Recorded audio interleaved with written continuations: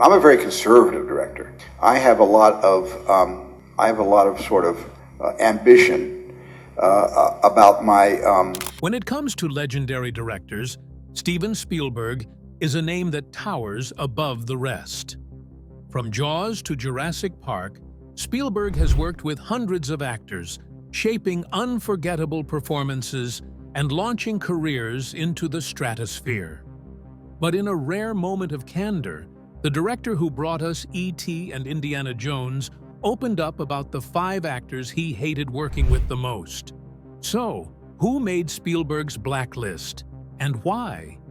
Join us as we uncover the 5 actors Steven Spielberg hated the most. Number 5.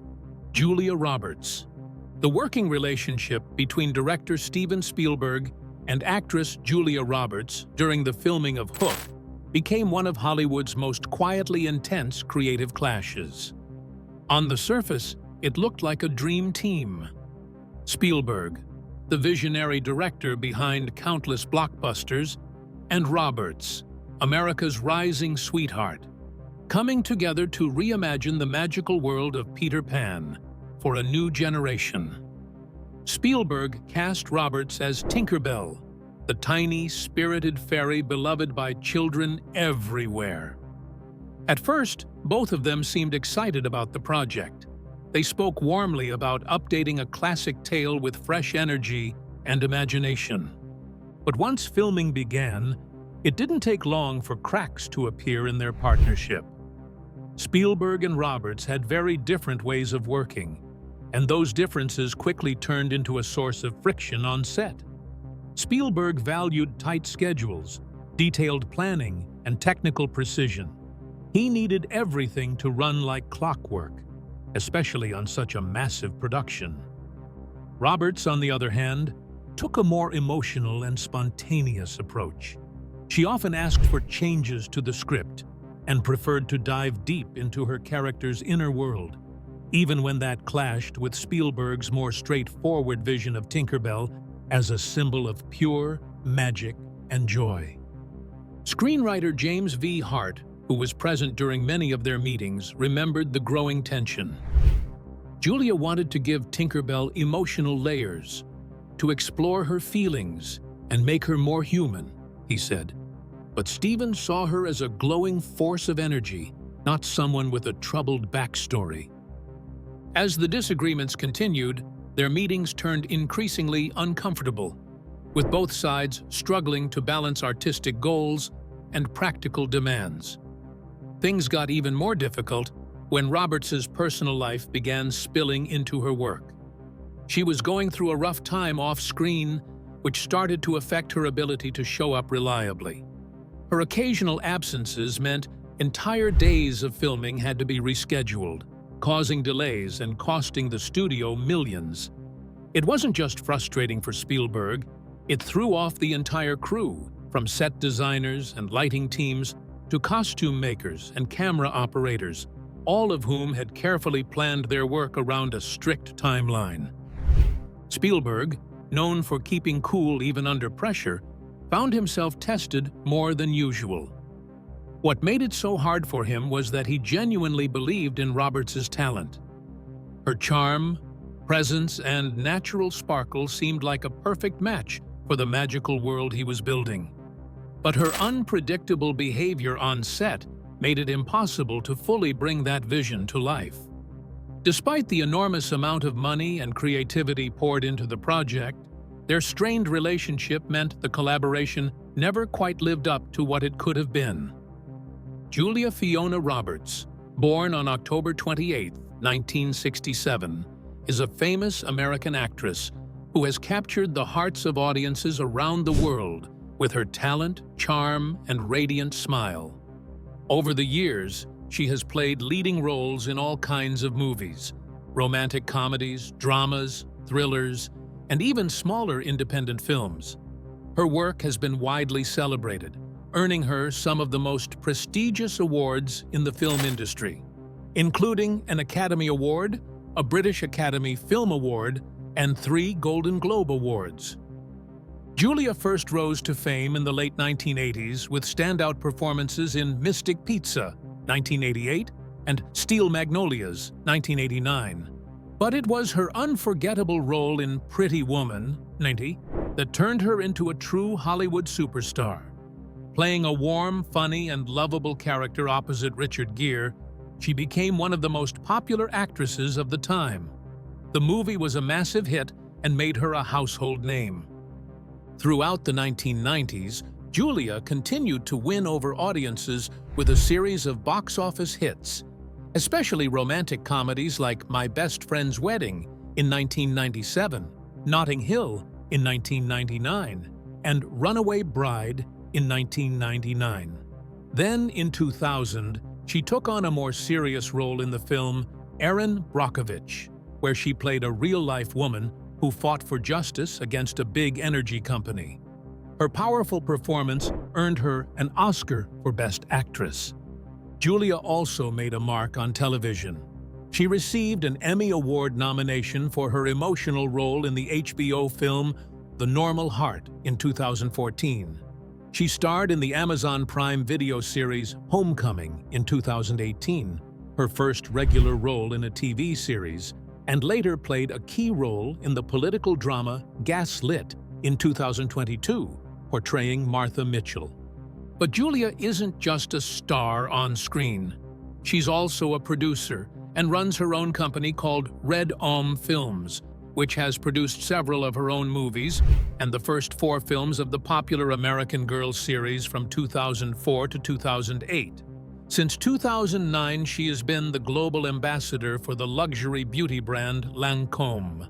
During the 1990s and early 2000s, Julia was the highest-paid actress in the world, setting records with her salary. She made $20 million for Erin Brockovich and $25 million for Mona Lisa Smile, 2003. As of 2020, her net worth was estimated at around $250 million. Julia Roberts has often been described as America's sweetheart because of her warm personality and the way audiences connect with her.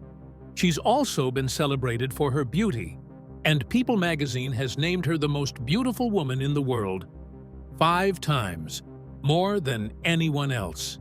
And just when you think this story couldn't get any interesting, this next disagreement with this next actor proves even more shocking. Number 4. Robert Shaw. While making Jaws, director Steven Spielberg had to deal with more than just the challenge of filming a movie about a killer shark. Behind the scenes, he also had to manage the tricky relationship between 2 of his lead actors, Robert Shaw and Richard Dreyfuss. The movie itself would go on to become a legend in Hollywood. But few people realized just how tough things were on set, not only because of technical problems, but also because of tensions between the cast members. Robert Shaw, who played the rough and weathered shark hunter named Quint, was an experienced actor with a powerful presence. He had worked on both stage and screen and was known for being intense and sometimes difficult. On the other hand, Richard Dreyfuss, who played the young marine biologist Hooper, was new to big films and still proving himself. Shaw didn't make things easy for him. He drank heavily during the shoot and often teased, mocked, and challenged Dreyfuss, sometimes in cruel ways. Their conflict became so intense that Spielberg later described it as the Great Shaw-Dreyfuss Feud. People who worked on the film said Shaw constantly found ways to push Dreyfuss's buttons. In one well-known moment, Shaw dared Dreyfuss to do a dangerous stunt on a boat, fully expecting that the younger actor would say no. Spielberg remembered this as Shaw trying to test Dreyfuss, as if to say, "You're new here. I want to see if you've got what it takes." Shaw, who came from a more traditional and tough style of acting, seemed to view Dreyfuss as too inexperienced and too eager. Still, Dreyfuss later said that he didn't take the feud too seriously. In his words, Shaw wasn't being mean just for the sake of it. He was stirring up emotions to bring more realism to their performances.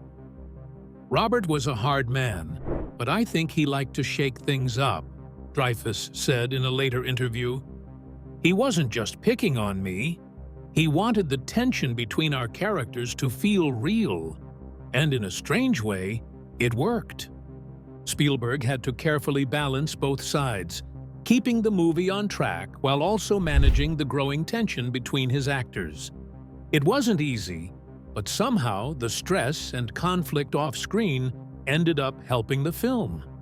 The awkward, uneasy friendship between Quint and Hooper in the movie felt completely real. And maybe that's because, in real life, the actors truly didn't get along. But the feud wasn't Spielberg's only problem.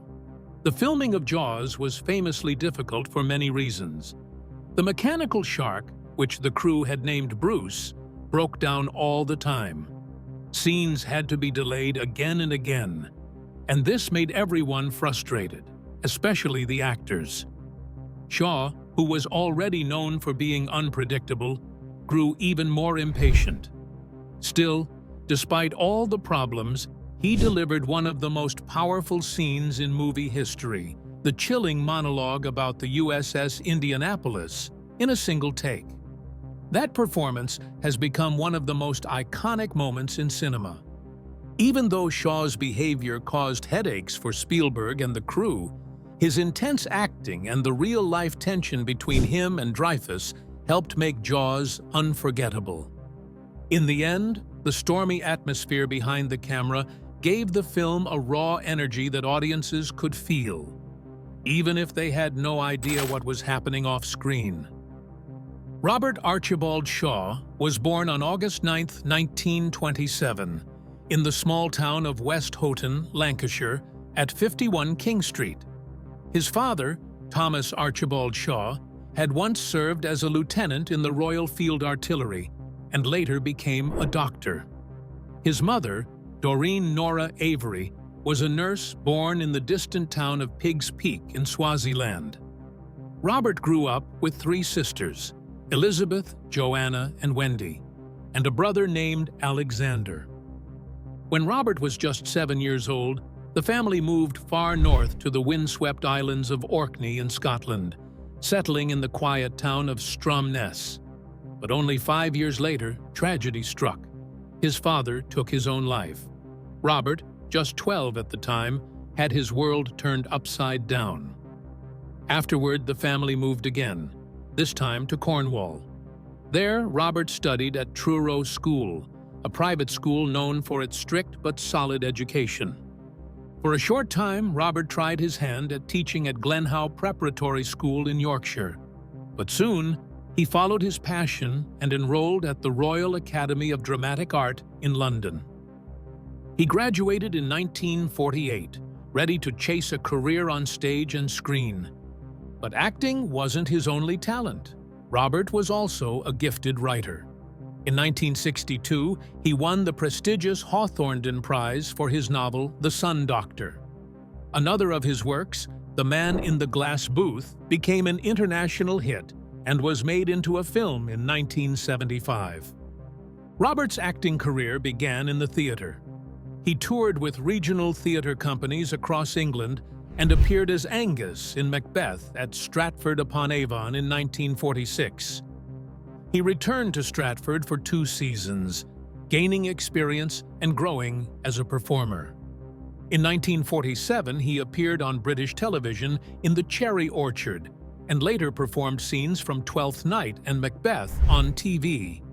His film career began modestly with a small role in The Lavender Hill Mob in 1951, where he played a police lab technician.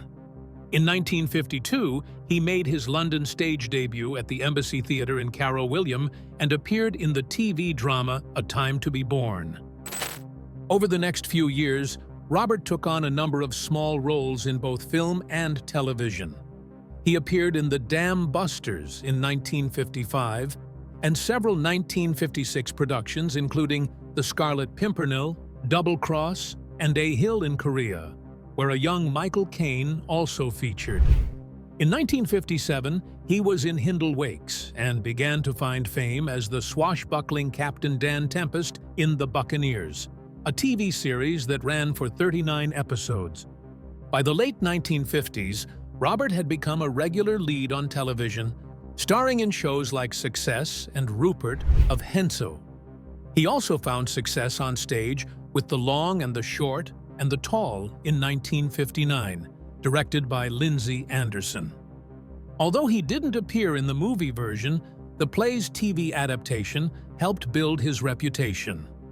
Now, talking of Robert Shaw, this next Robert had a misunderstanding with Spielberg for a different reason. Let's take a closer look. Number 3. Robert Duvall. While Spielberg's disagreements with actors like Julia Roberts and Robert Shaw were mostly about how they worked together on set, his reported conflict with actor Robert Duvall came from political differences.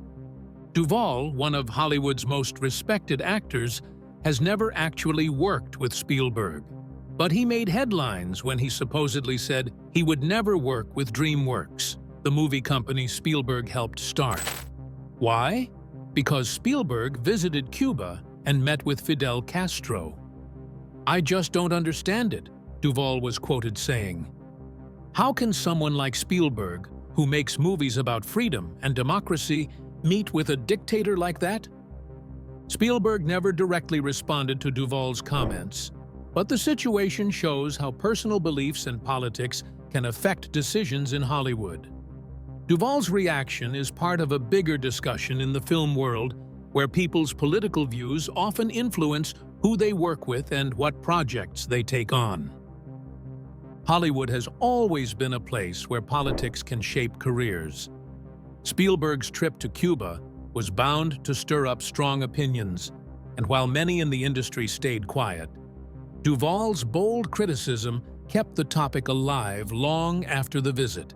Despite these well-known disagreements, Spielberg is still seen as one of the greatest directors in movie history. These clashes remind us that making films is a team effort, and even the most successful directors sometimes face strong personalities and unexpected challenges. Robert Duvall was born on January 5, 1931, in San Diego, California. His mother, Mildred Virginia Duvall, born Hart, was an amateur actress. His father, William Howard Duvall, was a rear admiral in the U.S. Navy and was originally from Virginia. Robert was the second of 3 sons. His older brother was William Jr., and his younger brother John became an entertainment lawyer. His mother was related to General Robert E. Lee from the Civil War, and his father came from the family of an early American settler named Marine Duvall. Duvall was raised in the Christian Science faith. He believes in it, however. He said he doesn't go to church. He mostly grew up in Annapolis, Maryland, where the U.S. Naval Academy is located. He once said, "I was a Navy brat. My dad joined the academy at 16, became a captain at 39, and retired as a rear admiral." He went to Severn School in Maryland and later attended the Principia in St. Louis, Missouri. In 1953, he earned a degree in drama from Principia College in Elsa, Illinois.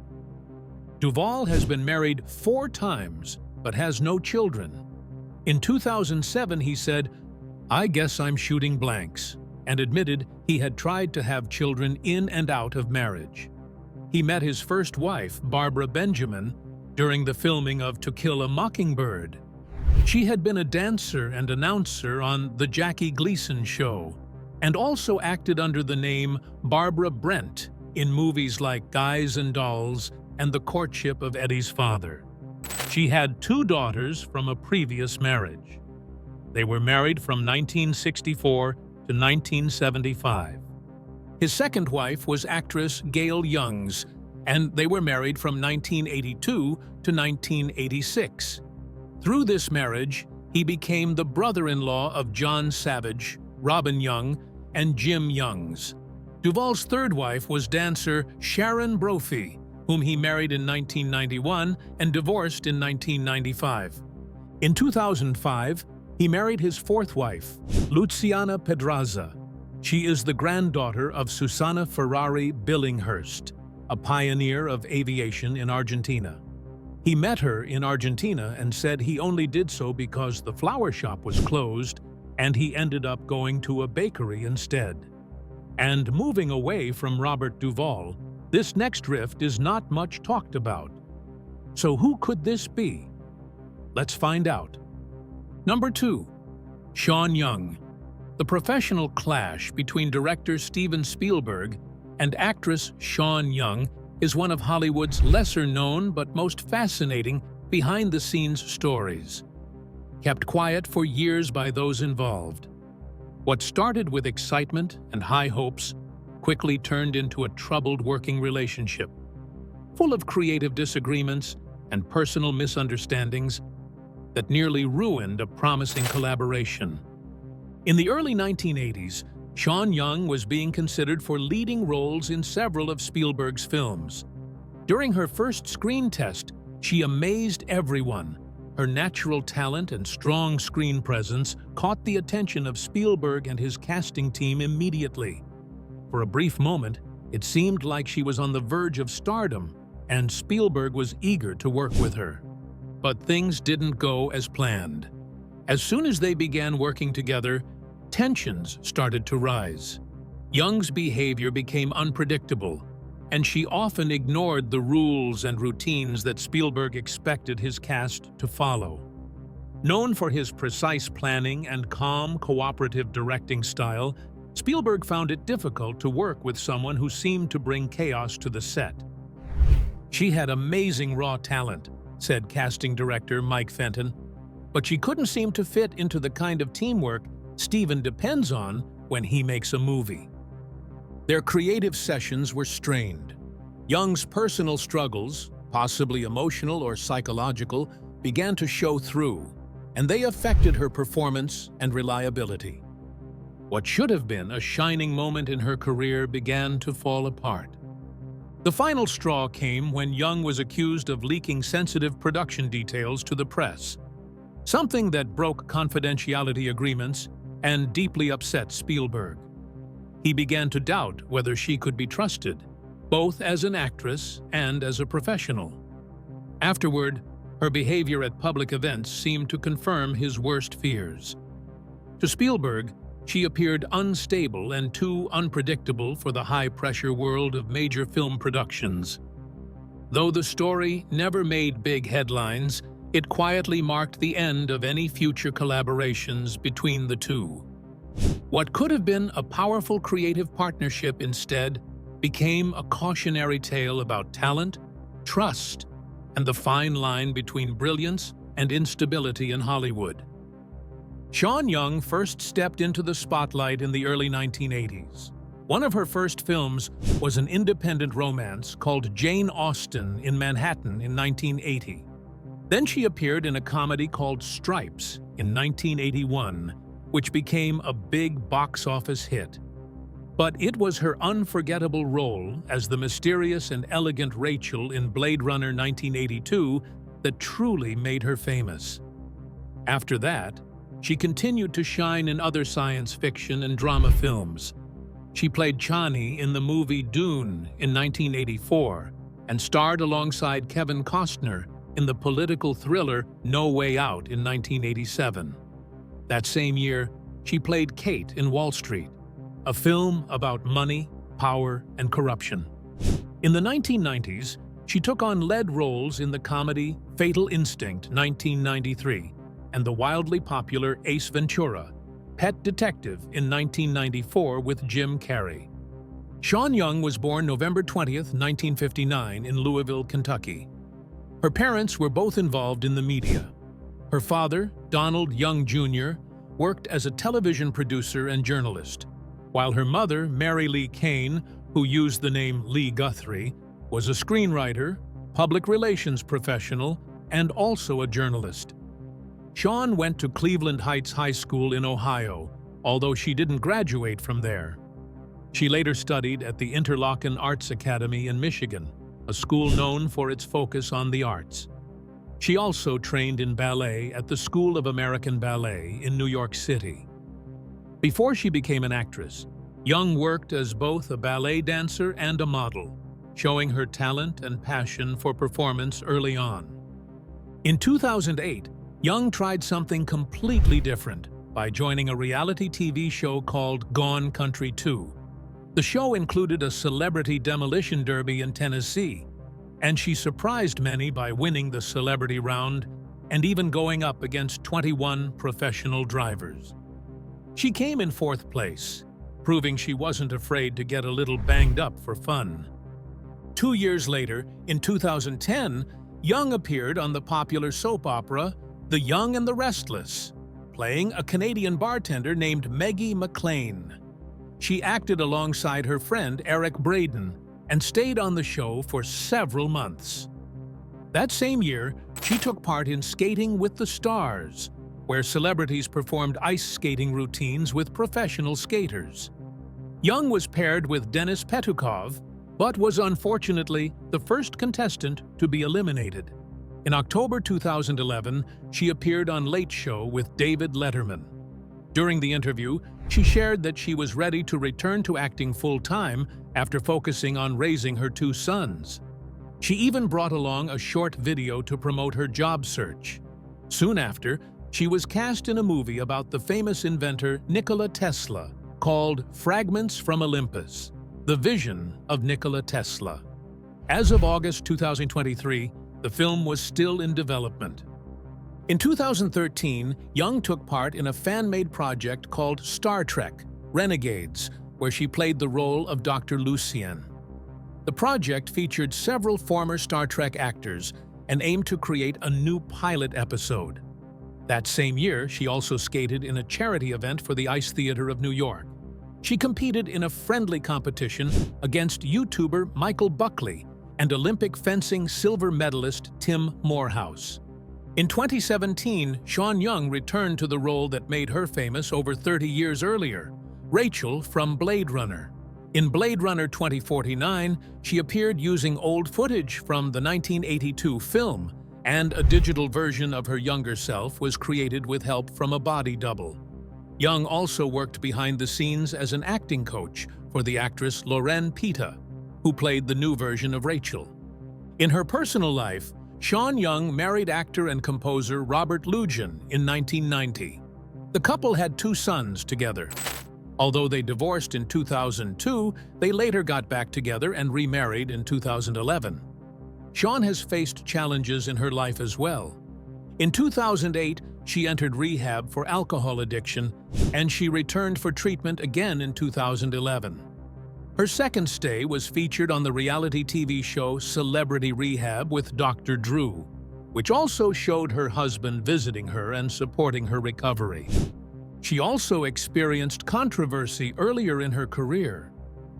In 1989, actor James Woods filed a lawsuit against her, claiming that she had harassed him and his then-girlfriend. He even accused her of leaving a strange, disfigured doll at his doorstep. Young strongly denied the claims, saying it was just a case of romantic feelings gone wrong. The lawsuit was settled out of court, and Young was awarded $227,000 to cover her legal fees. In 2012, after an Oscars after-party, Young was involved in another incident.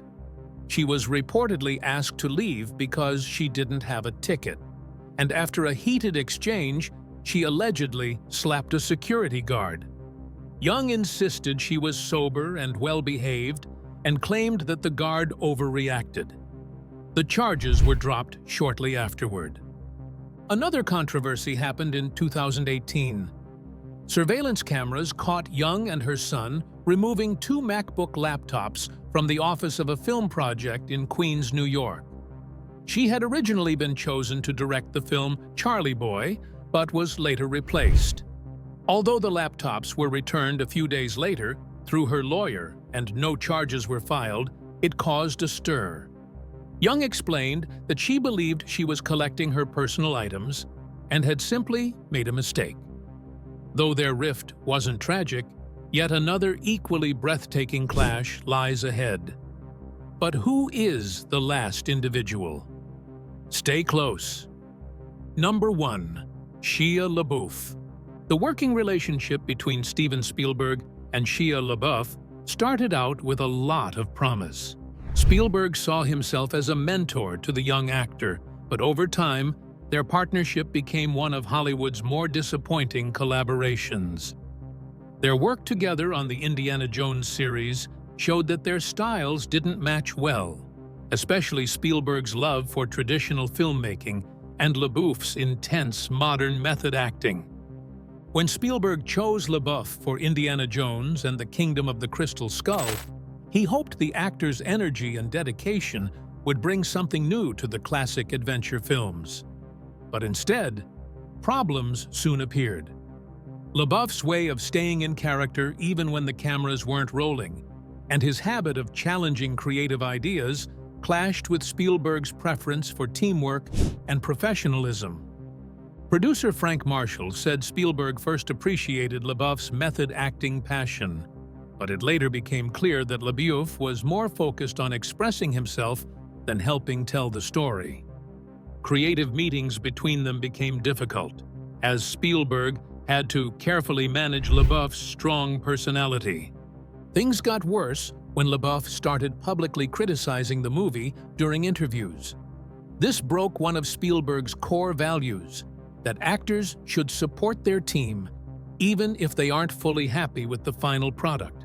LaBeouf's later remarks about the movie and Spielberg's direction crossed a line, and for Spielberg, it was something he couldn't forgive.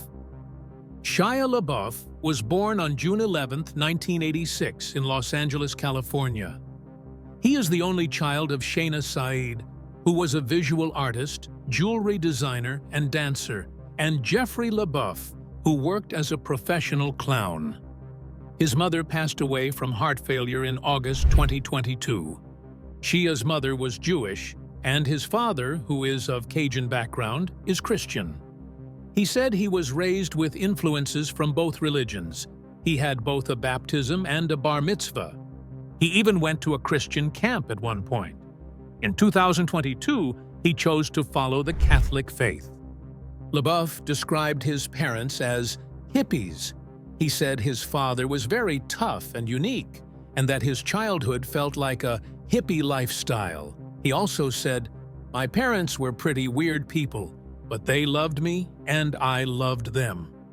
His parents later divorced, mostly because of money problems.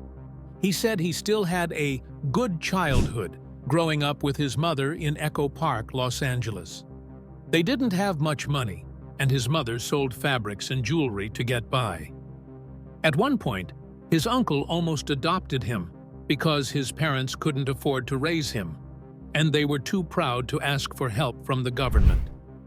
To cope with the divorce, Shia would entertain his family by acting like his dad. So, which of the actors Steven Spielberg hates most? Do you find his story most intriguing? Let us know your answer in the comments section. Don't forget to like and subscribe.